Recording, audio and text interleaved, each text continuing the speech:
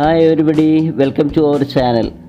ഇന്നത്തെ food soul നമ്മൾ ചെയ്യാൻ പോകുന്നത് വളരെ സോഫ്റ്റി ആയിട്ട് ടേസ്റ്റി ആയിട്ടുള്ളൊരു വട്ടയപ്പമാണ്.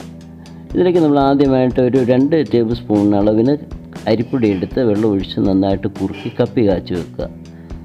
അതിനുശേഷം നമ്മൾ കപ്പി കാച്ചി തണുത്ത് വന്നതിന് ശേഷം നമ്മൾ മിക്സിയുടെ ജാറിലേക്ക് 2 കപ്പ് അരിപ്പൊടി ഇട്ടു. അതിനുശേഷം നമ്മൾ ഈ കാച്ചി വെച്ചിരിക്കുന്ന കപ്പി മുഴുവനായിട്ടും അതിലേക്ക് ഇട്ട് കൊടുക്കുക.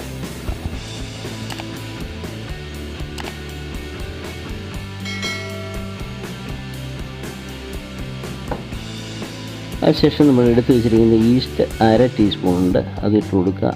1/2 ടീസ്പൂണിൽ ഏലക്ക പൊടിയുണ്ട്, അതുകൂടി ഇട്ട് കൊടുക്കുക. 1.5 കപ്പ് ചിരണ്ടിയ തേങ്ങ അത് ഇട്ട് കൊടുക്കുക. അതിലേക്ക് നമ്മൾ 1/2 കപ്പ് പഞ്ചസാര ചേർത്ത് കൊടുക്കുക.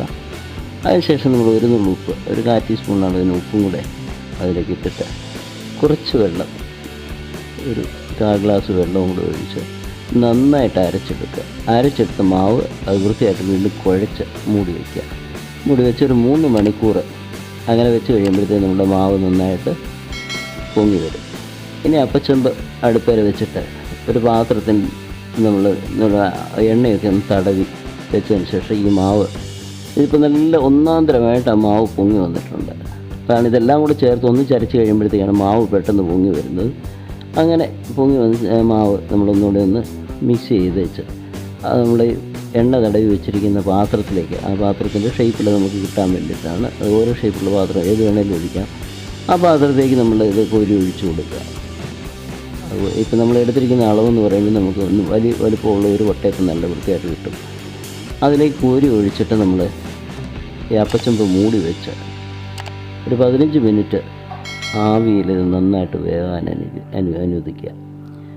ഇപ്പോൾ നമ്മുടെ വട്ടയപ്പം റെഡിയായിരുന്നു. നല്ല സോഫ്റ്റി ആയിട്ടുള്ള വട്ടയപ്പം, വളരെ ടേസ്റ്റിയാണ്. എല്ലാവർക്കും പെട്ടെന്ന് ഉണ്ടാക്കുകയും ചെയ്യാം. മധുരം നമ്മുടെ ആവശ്യത്തിനനുസരിച്ച് കൂട്ടുക. ഈ വീഡിയോ നിങ്ങൾക്ക് ഇഷ്ടമായെങ്കിൽ ലൈക്ക് ചെയ്യാനും ഷെയർ ചെയ്യാനും സബ്സ്ക്രൈബ് ചെയ്യാനും മറക്കരുത്. വീണ്ടും കാണും വരെ എല്ലാവർക്കും നല്ലൊരു ദിനം ആശംസിക്കുന്നു.